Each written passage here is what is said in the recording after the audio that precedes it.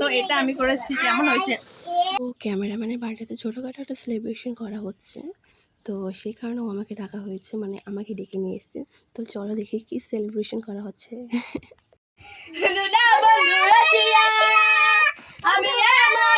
তো দেখেছো birthday girl এতটাই হ্যাপি যে নিজের বার্থডেতে নিজেই ভয়েস দিচ্ছে, মানে গান করছে।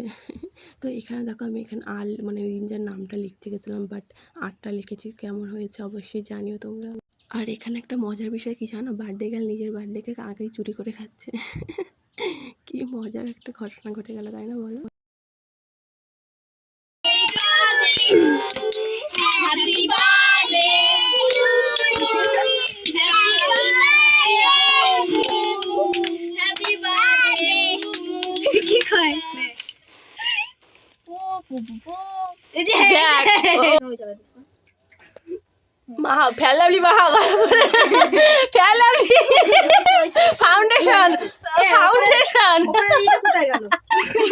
ফাউন্ডেশন দিচ্ছে।